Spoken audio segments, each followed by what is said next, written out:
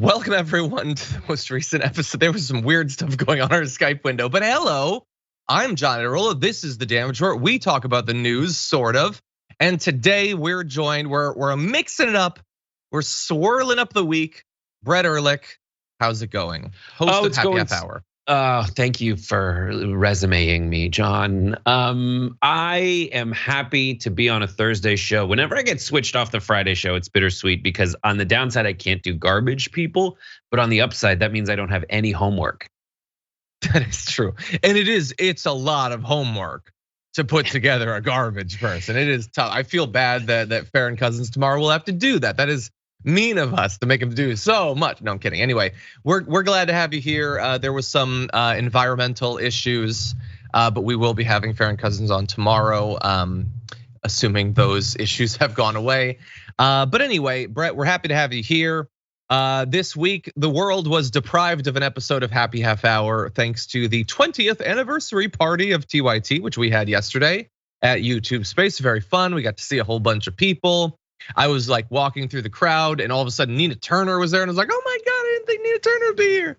How cool was that? And it was nice to see everyone. It felt like old times, didn't it? It did. It felt like a wedding reception where you're like, there's a drinks portion and you're milling about and you're like, I'll have so much time to talk to everyone. And then there's like an event. Yeah.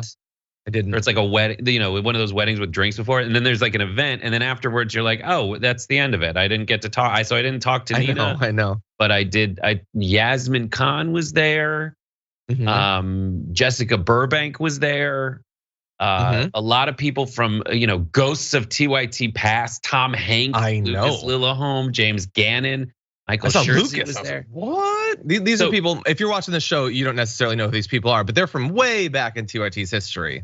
Yeah, it was funny because both of us, Lucas and I, had both been to a previous like big event at one of the. This was like at a YouTube Space type thing, and I was driving around this area, and there's like this bicyclist, and I'm like, why are the bicyclists and I both in this parking lot of the YouTube Space?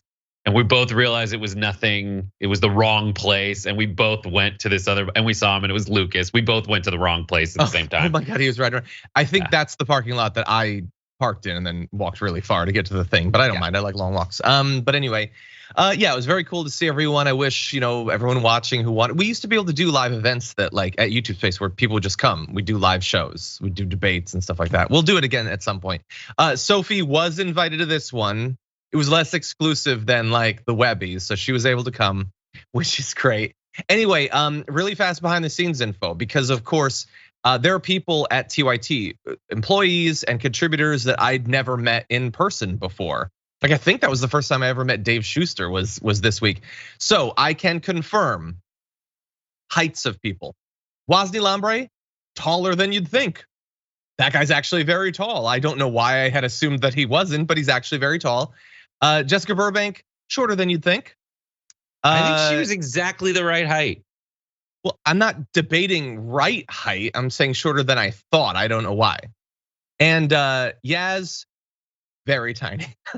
She is a very small person. Do you know who's taller than anyone thinks is Nando, who was there? Nando's like Nando 6'3". Taller. He is very tall. So happy to see Nando and Waz. We just sat, stood in the back corner. Waz came up to me and gave me a very tall hug that was warmer and it wasn't the longest, most uncomfortable hug that I had. That was someone else, but that's my wife. He gave me like a hug, like a family member after I came back from war. And at first, because I'm a broken person, I sort of like resisted it, but then I like fell into it, and it was very nice actually. Give in. Anyway, yeah, I did give in. It was great. Anyway, it was great to see all these people, getting to see some of our awesome contributors, and Ida was great. She was the MC of the event, and she's awesome. Just give her a mic and let her go. Like that's all I want. Tom Hanks was there. So many people were there. It was great. Now that said, we do have a lot of news that we're going to get to, including some really fast breaking news. We're gonna get into a whole lot of stuff, a rundown meticulously crafted from my guest, Farron Cousins, who isn't here. But don't worry, Brett can talk about this stuff too. Before we get to that though, I do wanna start with sad news. people might have seen this on social media. Actor Ray Liotta has apparently passed away, I believe at 67 years old. My only real thought there is 67 doesn't seem like enough. What do you think, Brett? I agree. Like, there's worse. People die earlier, but 67 is just not quite, like at least like 75, right? Don't you want at least like a good 75? That is such a weird place to be negotiating acceptable deathages. Because you want the 8 extra years. That's what you want, I think. Oh, I get it, but like, so you're talking to like a kid who went to Catholic school, and at that point in your life, they developed these weird like bargainings with unseeable powers that you just end up defaulting to, that just do really weird stuff. You'll have weird thoughts. And so for me, what I was like, well, let's start with 120 years if we're negotiating with the Lord. It's just a weird thing that it does to you. But I will be watching Goodfellas pretty soon here. In honor, yes. Yeah. I'm gonna ask the audience related to this. So if you had to say, okay, I want to live to at least this age, knowing that if you get to that age, you don't get to go farther, where is the balance point for that? Where you would be fine with only this being your cap? I'm curious. I feel like it's more than 67. No, not 100 years, something reasonable. Anyway, so obviously very sad. A lot of sad news, that's the way that it goes. But we've got a bunch of different stuff that we're gonna be talking about, including some stuff that's pretty positive. So along the way, if you wouldn't mind hitting the like button, assuming you're on a platform that allows that. Some of you might be listening on the podcast and you're like, you say that every day, John, but I don't have a like button. That is true, but you can rate and review the podcast on Apple Podcasts. So do that. And then in the future, when I ask you to like it, you once again will have an issue with it. But for now, let's get to that. And Sophie's getting frustrated, so we're gonna get in the news in a little bit. Sophie's definitely ready. Brett, are you ready? I am now. He is. He had to think about it. Sorry, okay, Jesus. so with that said, I did something horrible to Jesus. I'm sorry. I'm sure he's like, my guy, just say it fast or don't say it. Exactly. That's a good point. I feel bad for Jesus, and I wish that Jesus had been at the thing last night. It would have been great to hear from him. That said, we are going to launch into a conversation about something that we have not talked about. I really only wanted to know what Farron thought about it, but Brett, now you're gonna have to insert. So with that said, we're gonna launch into this topic, starting with this. Okay, you know this case is being televised, right? I am aware that there are cameras. And so this gets you your 15 minutes of fame, doesn't Objection, Your Honor, argumentative. I can ask that question. Overruled. So I stand to gain nothing from this. I'm actually putting myself kind of in a target of TMZ, a very litigious organization, and I'm not seeking any 15 minutes here. Though you're welcome to speculate. I could say the same thing by taking Amber Heard as a client for you. A little argumentative, don't you think? Oh, hardly. I find that to be purely logical. Thank you. No. Okay, so that catty little back and forth between the Heard side and the Depp side in the trial, I think sums up this entire thing pretty well. Dueling accusations that this is just about making a splash, getting a bit of fame. On the one side, the gentleman there is apparently an ex-TMZ employee. Their side is being accused, Depp's side is being accused of tipping off TMZ. So supposedly he can sort of attest to why that wouldn't make sense. Brett, you actually raised this video to me. Why does this strike you as one of the most absurd moments in a trial that has been, of course, marked with many absurd moments? It's absurd because everything about this is a 15 minutes moment combined with the instinct of people to take a side when it's pretty clear that A, it's not really any of their business, and B, like there is no way that this trial can accurately communicate what their relationship was about. And the people weighing in on it in the general discourse of America are definitely not focused on any legal procedure or specific legal precedents or mechanisms that will result in one of these two getting a huge payout so that Amber Heard can either get $100 million or Johnny Depp can get $50 million. Yeah, I know. Look, as you say, there's been a lot of moments, and I know that you put together, a little mashup of some of those. We're gonna jump to that now. I definitely have some broader commentary I want to make about this, but let's catch up a little bit on how this thing has played out with this. And you would sometimes drink whiskey in the mornings too, right? During this time period. Isn't happy hour any time? I thought that some human being had actually dropped a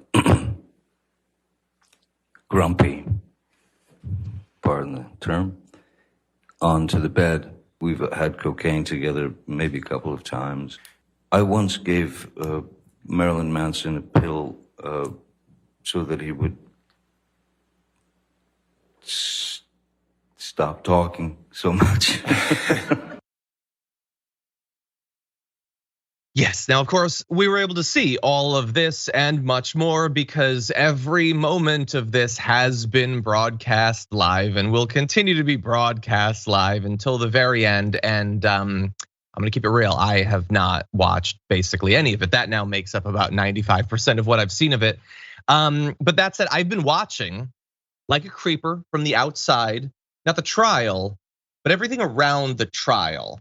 And I feel confident saying this should not have been broadcast and the entire thing has been a very bad idea. And I am very disappointed in literally everyone involved in any part of this who's been paying attention to it. The media apparatus that has been trying to squeeze every cent of ad revenue out of this, the right wing that has tried to produce from this a focal point for their sexually frustrated, impotent male followers to feel justified in banding together in a massive online mob to just hate women and the very concept of women and also women I see discussing this that don't seem to get that that's what the end goal of all of this is to destroy any faith whatsoever in women telling the truth about the horrible experiences that they've had.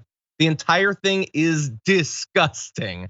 And I judge things. I try never to like we will joke, Brett, you and me about like, oh, you're better than me because you don't watch. No, I think anyone who has checked out of this is better in some fundamental way. And I think I blame everyone, literally everyone. Stop it, make it go away. Right. This is anytime. I guess the thing I like to focus on is that anytime there is a movement that happens online that is undeniably for good. For example, like let's start believing women when they say, or at least taking women seriously when they say they're victims of sexual abuse and understand the headwinds that they face and the side winds that try to blow them off track as they decide whether to finally bring this to light. Mm-hmm. And that's an undeniably good thing to advocate for. There are always people who just hate that because they're easily triggerable dudes, or they're easily triggerable people in a class that typically has power over another class, and they hate it. And so anytime something comes up that might feed into the counter narrative to the original movement, such as Me Too, there will be this disproportionately strong backlash because of course there would. It's from the class that has more power to squash that. And not just to point out that sometimes there might be people who take advantage of a new movement to believe women or be more critical of cops. Instead, they want to say that everyone in that group is terribly evil and wildly misguided and horrible. And that is just what this entire Amber Heard, Johnny Depp hysteria reeks of to me. 100%. Yeah. And I know some people will try to put a little bit of, like I see people in the chat like, don't you care about women abusing men? Yes, I do. This has nothing to do with that. I don't care if you have deluded yourself into thinking that elevating this to be the highest profile story in the world is fundamentally about that. You can only maintain that fiction if you went into this not caring at all about any of the stuff having to do with Johnny Depp. And it's all just confirmation bias. You hear every line of it, and I don't care about the lines of it. We're not covering the lines. I don't care about who pooped in the bed. I don't care about who cut off whose finger or whatever. I'm not interested in any of that, and neither are the people obsessing over this. And look, You all need to understand the reasons people turn in media. I'm saying the people who choose what they're going to cover is in the last couple, like since the 2020 election, since the insurrection, news viewership has dropped. And so people are desperate to find what is the thing that's going to get people to pay attention. So if you see, for instance, last year, former lefties suddenly making like 5 videos a day of anti-vax stuff, that's why.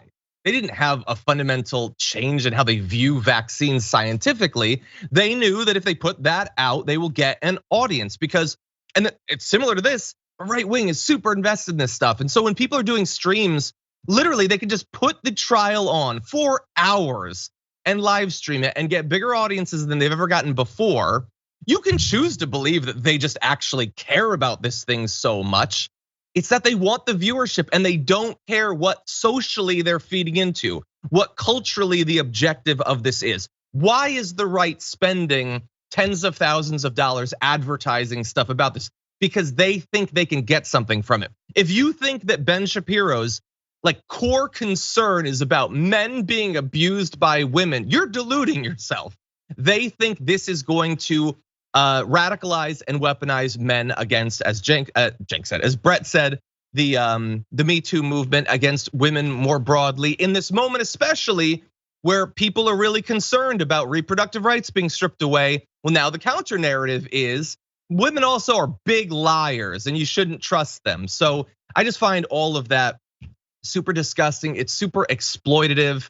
Nobody cares about any of this. Like we have all this stuff that we're gonna get to. Like I'll bring up this tweet at least.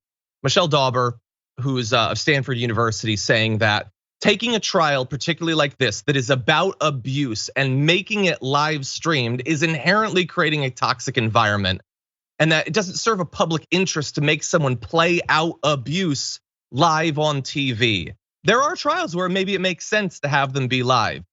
Or even a subset, not the entire thing. It makes no sense aside from a desire to make money for this to have been broadcast in the way that it was. And it's huge for law and crime. You and I were talking about this, and John and I had a very fun lunch yesterday where we went to McDonald's and See's Candy. And we were talking about how this is huge for law and crime. They're gaining massive amounts of followers and everything. That's, I think, Dan Abrams' joint. And I don't begrudge them that. They're covering it. They were allowed to put a camera in the courtroom. It's a decision made by the judge to allow or disallow.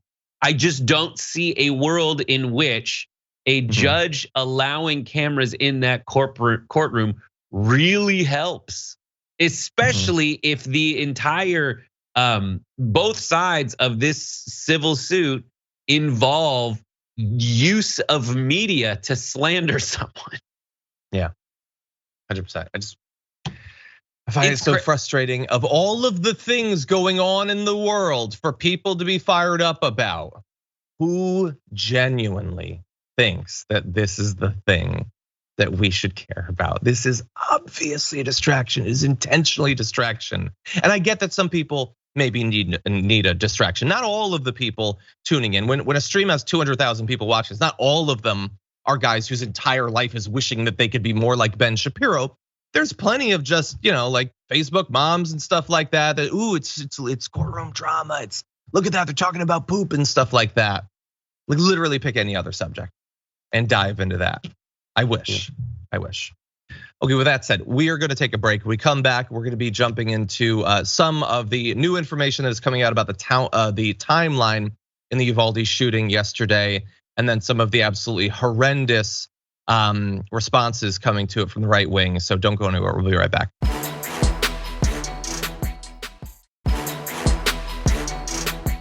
Coming out of the break, if you weren't there, you weren't gonna know what we're talking about.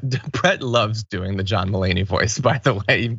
He doesn't do it on the show much. He doesn't have the opportunity to, but he loves it. I really like to focus on getting the sound out from my high feminine hips. That's what's weird about me. It is. Okay, now unfortunately, we're gonna have to make a transition from the John Mulaney voice to incredibly dark and serious stuff. So with that said, we're gonna try. Let's jump into this.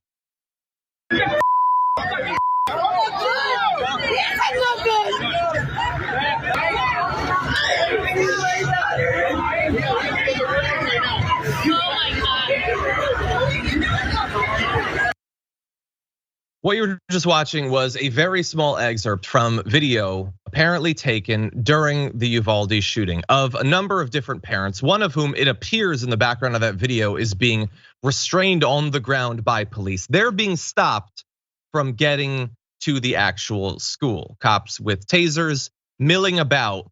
This is apparently shot during it. People say that they can hear shots in the background. The parents say that they're hearing shots. I can't attest to that necessarily, but I do want to read a few of the quotes from the longer video, which is available all over the place. You have parents saying, these cops are right here. Bro, there's an expletive shooting at the school and these expletive cops are telling everybody to leave. Dude, while everybody's here trying to pick up their expletive kids, the kids are all in there and the cops ain't doing expletive, but standing outside. You know that they're kids, right? They're little kids. They don't know how to defend themselves. And all of this really gets to the core of the biggest gap in our knowledge that is being slowly filled, and every bit that is filled is horrifying people about exactly what was done and what was not done while this shooting was going on.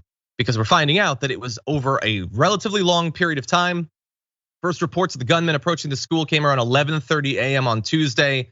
By the time he'd been killed, it was after 1 p.m., a long period of time. And all of the evidence that appears to be coming out, could be contradicted, appears to show that there was nothing like a strong drive by the authorities to get in there and stop him. And along the way, they appear to have lied about what actually happened. At a press conference, the police said that they immediately engaged him and then they pinned him in a room. It now appears that that was a lie. He locked himself willingly in a room with victims and was allowed to stay there for a very long period of time. And along the way, you have those parents in that video desperately hoping that something will be done. And so we're gonna read a few graphics here. Some of this is really, really dark stuff. You have onlookers urging police officers on video to charge into the building.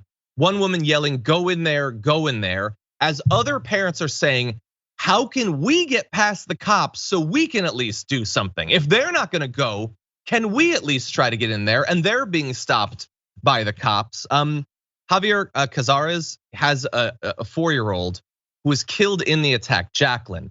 He says he raced to the school as soon as he heard about the shooting.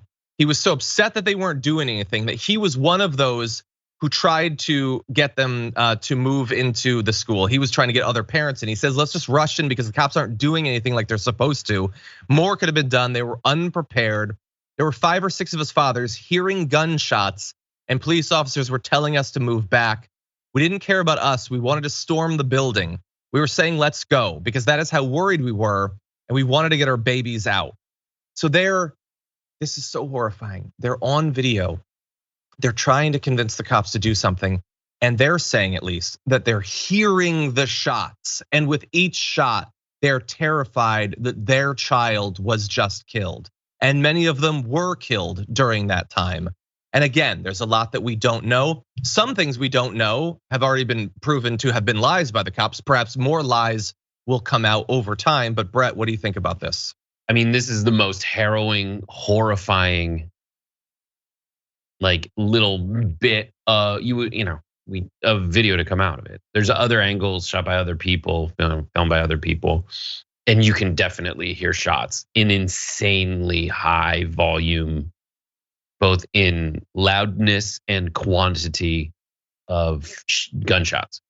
Mm-hmm. And of course, the parents are gonna wanna go in there. Of course, the parents are gonna wanna rush and protect their kids. Of course, there's gonna have to be police officers keeping them from doing that.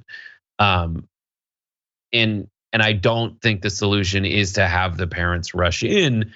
I think the solution is to communicate to everyone that there are other countries that have faced, mass shootings and have acted legislatively to prevent them from happening.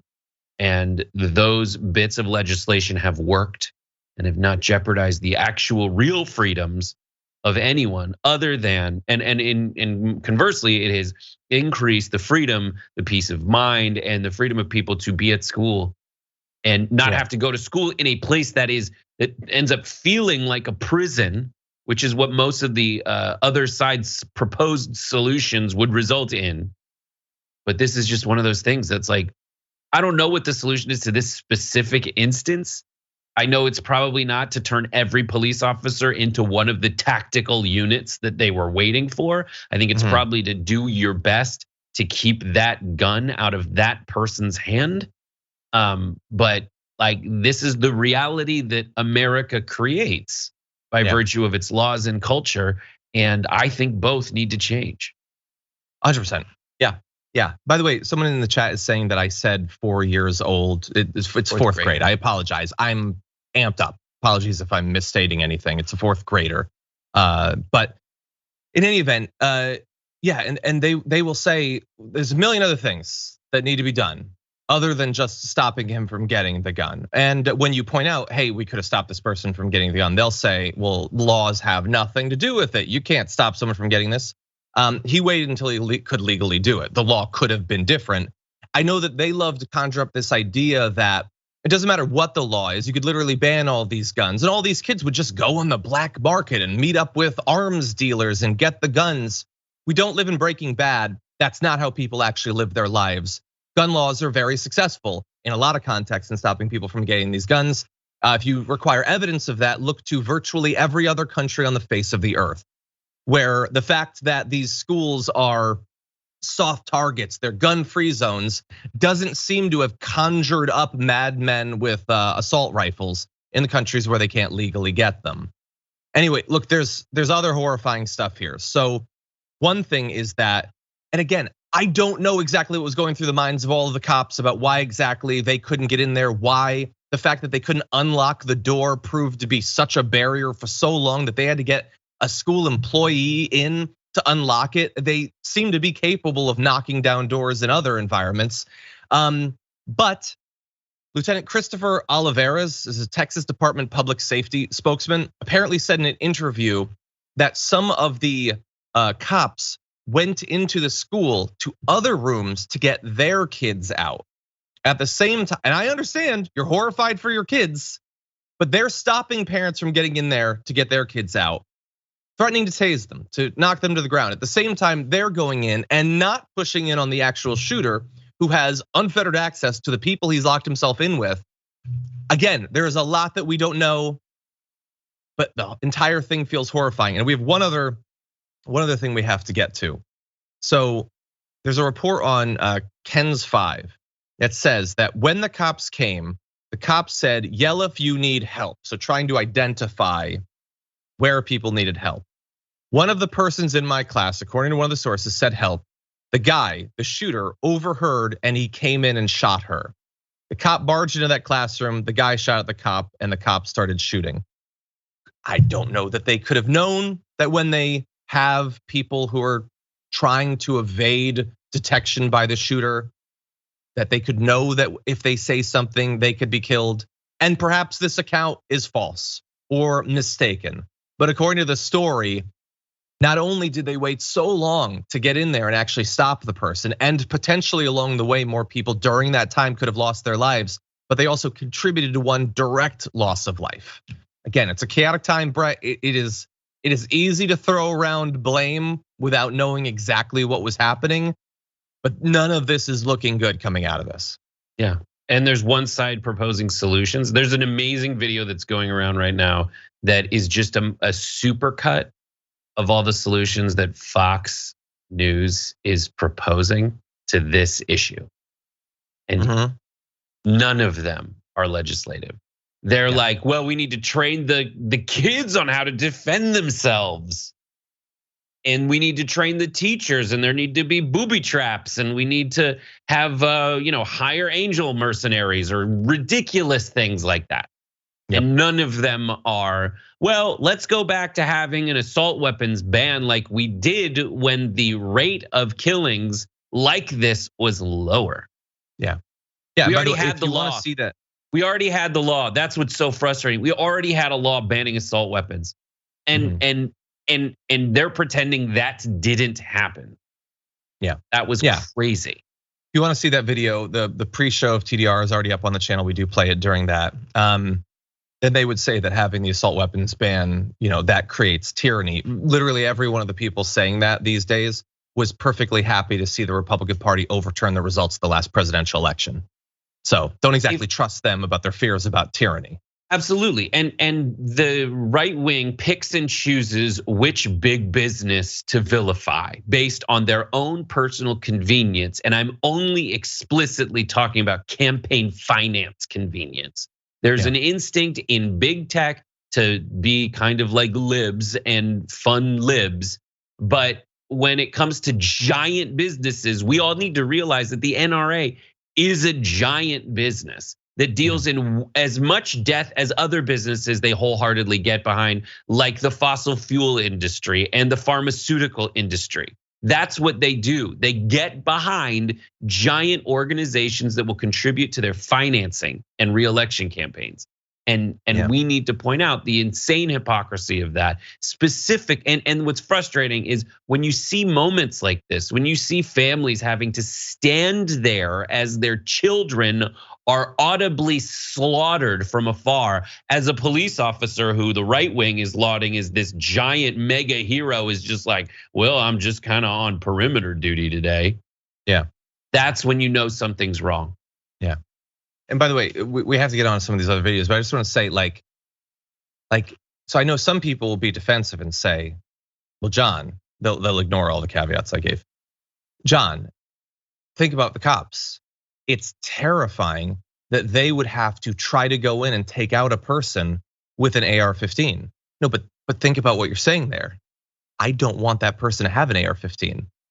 I don't know where the cops stand on that. I don't know if they think it should be perfectly legal for people to have guns that are so deadly that an entire pack of cops are rightly terrified to go up against it.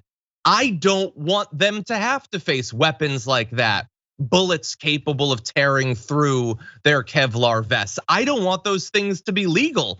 The right wing does. I tweeted this morning, the simple statement, I wish he hadn't had this deadly of weaponry, is something that is indisputable. You have a moral obligation to think that. Everyone on some level does think that. And yet the right wing can't say it because at the end of the day, they do have a greater commitment to those guns than they do to the lives that were lost. So I don't understand. Why don't we have cops in the forefront of the gun control movement? Some do, rightly. But every one of those cops, rightly terrified of going up against someone who's holding a weapon that is better suited to being on the ground in Ukraine right now, should be calling for them to be banned. Because inevitably, the next time they're called to take out one of these people, they will have chosen the most deadly weapon they can legally get. And right now, that's these sorts of rifles.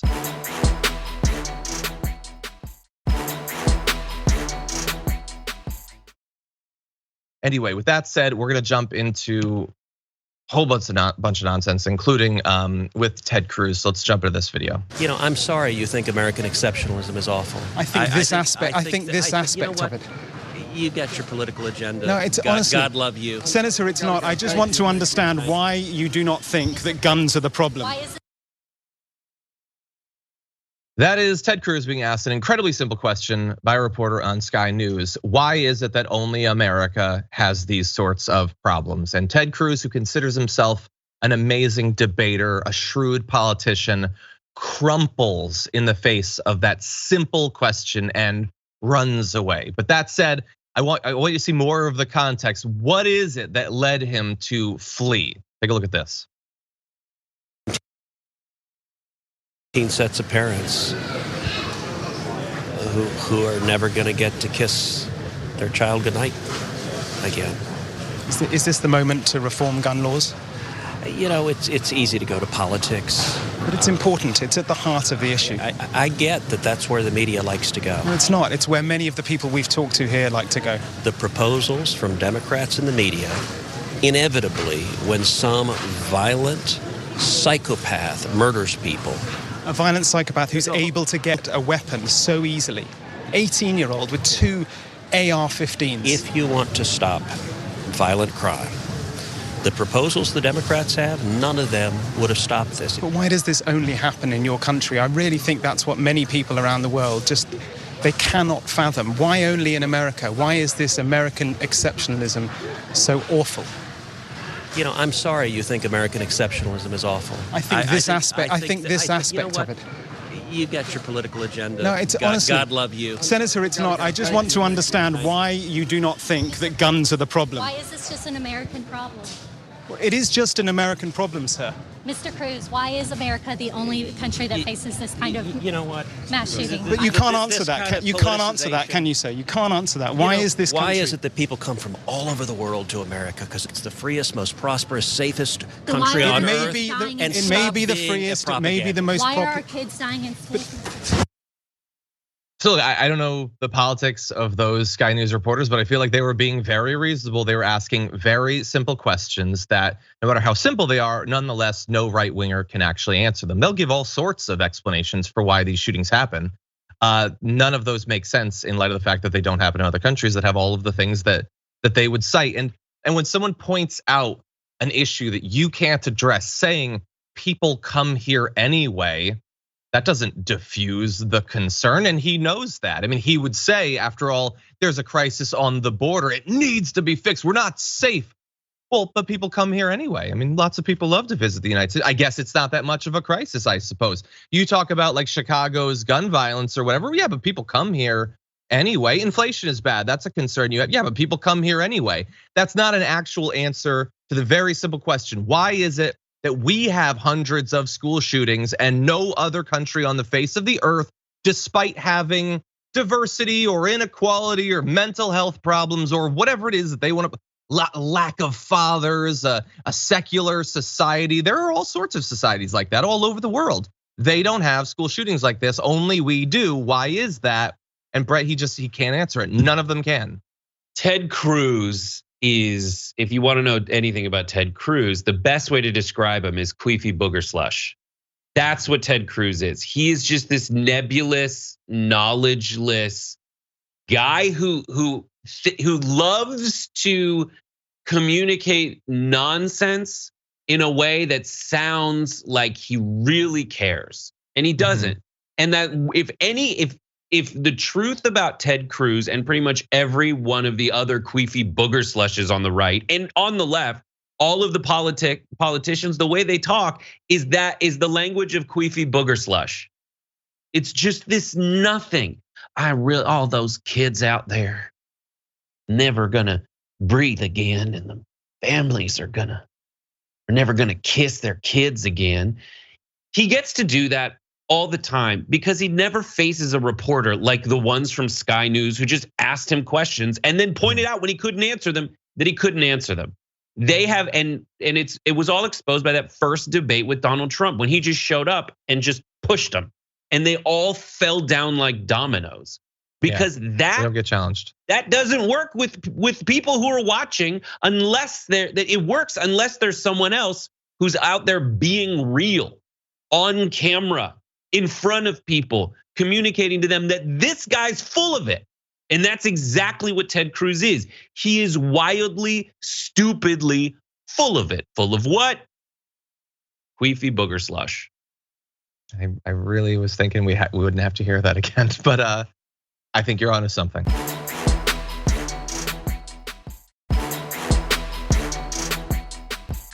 Anyway, that's an established senator. They're waste of space. They're not going to do anything. But elections allow us, the chance of bringing in new blood. We're going to get some new senators. Why don't we turn? We're going to do this last couple videos. Why don't we turn to? Sorry, Sophie. Why don't we turn to a potential upcoming senator? Take a look at this. See, that is a person wielding that weapon. Cain killed Abel. And that's the problem that we have. And I said, what we need to do is look into how we can stop those things. He talked about doing a disinformation.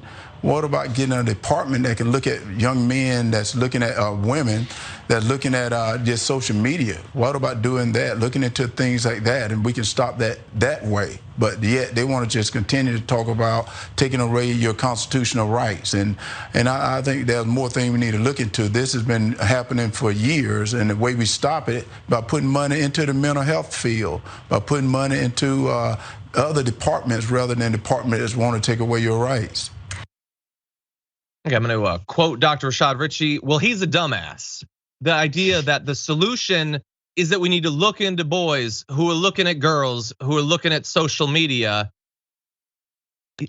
and then what? And then based on their creepy behavior, bar them from buying guns? Hell, that might actually work. I mean, he might actually be onto something, because We all know that creepy stalking behavior, domestic abuse, misogyny is actually a pretty strong predictor of a lot of sorts of violent crime. That might actually be something. Would he want them to be barred from getting the guns? Well, right now he has no idea about literally anything, but soon the Republicans will tell him we don't support red flag laws, and Herschel Walker, that'll be out the door for him. So what? We're just watching their social media activity. What is the actual answer? What would you have done to have stopped this violent criminal from getting legal access to a weapon this deadly? And he's got absolutely nothing. That was as much as he was able to string together there. I am fascinated that you were, and impressed that you were able to understand what his argument even was. I hope maybe that's what it was. It was nothing. Herschel Walker is so stupid. And that's literally how I have to refer to him. Because otherwise, what's happening is the right wing is taking a certifiably mentally incapacitated CTE victim and using him as a meat puppet to fill a seat and turn it red, because it seems like the South elects football coaches and stars to Senate seats.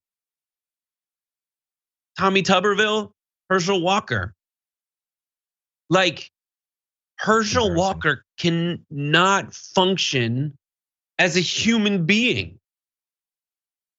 Someone's got to say it. Like, as much as they're saying like Joe Biden can't put a sentence together, he can. Yeah, he can. It's slow. I'd rather it was faster.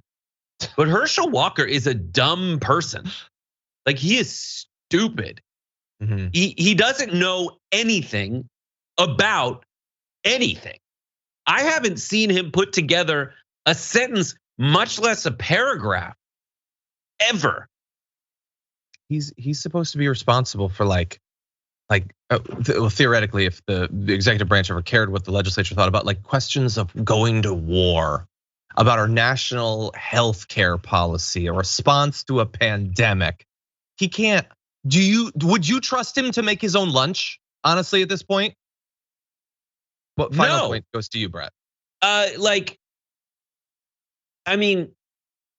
When people talk about why we need to keep the filibuster around, it's because the Senate is the greatest deliberative body in the world. And that guy is just a body. Yeah. There is no deliberation. The only way the term with similar etymology to deliberative exists is deliberate. Like, it is debilitated. Like, there's nothing going on. He is just a body. Yeah. Okay, well, unfortunately, we are way over. So we got to take a break. When we come back, we've got a little bit more reactions to the shooting, a little bit of helpful reactions, a little bit of unhelpful reactions. We'll have that for you after this.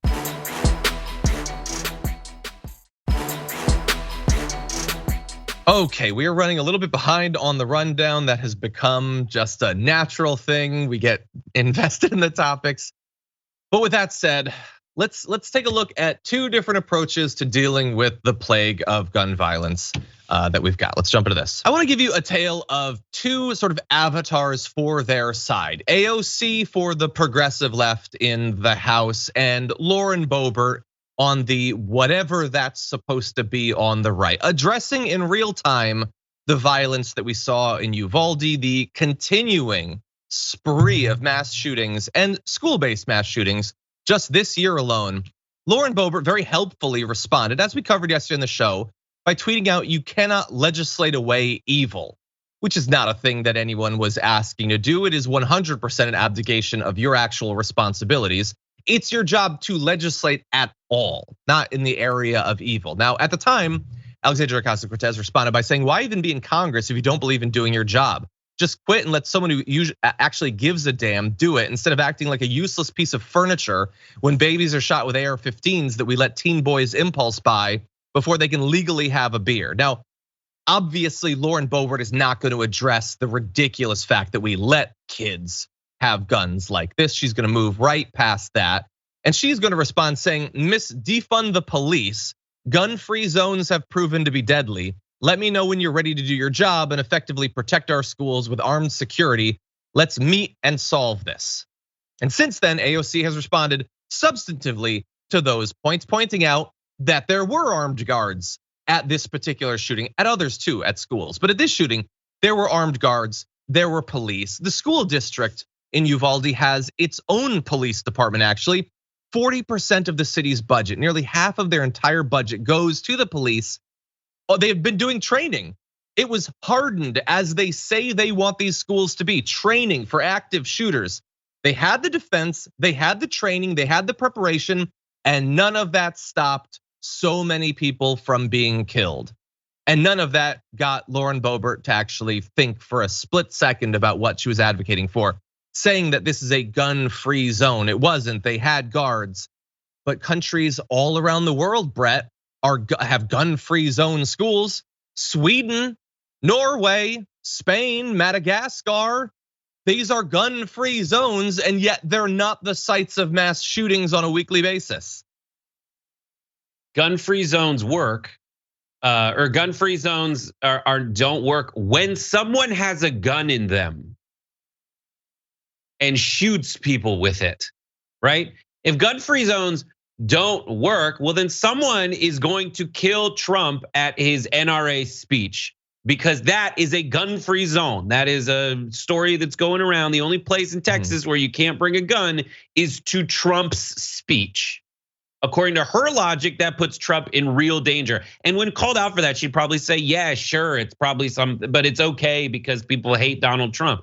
But like, when she says you can't legislate away evil, that on its face is a horrible, logical disaster for her, because she declares everything evil and she tries to legislate that away. Critical race theory, evil, let's legislate it away. Yep.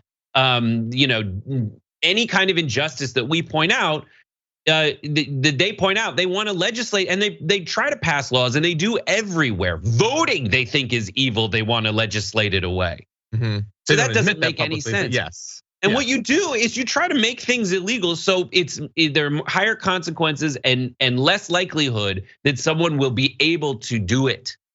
Yeah, exactly. Let's say that right now I wanted to get a rocket launcher. According to them, I can. It being illegal doesn't matter. If I want it, I can get it. How? I have some resources. I have a car. I could drive somewhere. I have some money. Can't get one. If I wanted a fully automatic AK-47, I have money. Why don't I just do it? Doesn't matter that it's illegal, right? Because that is the whole point. That is the entire point. And she doesn't have a response to any of this. No one's gonna ask her any tough questions. If they do, like in the Sky News interview, she's just gonna flee. It's because she doesn't care about any of this. She's not actually interested in stopping these shootings. She doesn't put any thought to it. She's not losing sleep. Her heart doesn't break for the children of Uvalde. This is a political game to her. That's all it is. Yeah, I mean, this is the person who sends out Christmas cards of her tiny little kids with giant assault weapons grinning. She thinks it's cute, it's funny. Anyway, look, she says we need more armed guards. As we've shown in this case, it didn't actually help. And by the way, studies have shown that in 197 instances of gun violence at US schools since 1999, SROs, who these officers are, intervened successfully in only 3 instances. And by the way, they found that at places that have SROs, there are more injuries when these shootings happen. I don't know exactly why that is, but that's what all of the evidence actually shows. The evidence is irrelevant because they're never going to engage with it. They will continue to call for things that literally existed at the site of the shooting they're responding to. Now, with that said, if you're on one of our linear platforms or on the podcast, thank you so much for listening. We do have other news to get to, including non-school shooting related news, thankfully. We'll get to all that in just a few after this.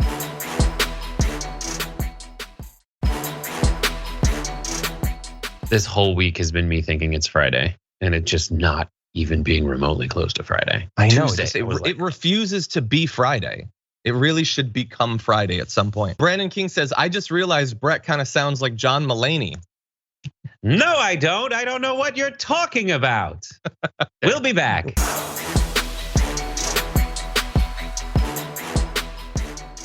Thanks for listening to the full episode of The Damage Report. Support our work, listen ad-free, access members-only bonus content, and more by subscribing to Apple Podcasts at apple.co/TYT. I'm your host, John Adarola. I'll see you soon.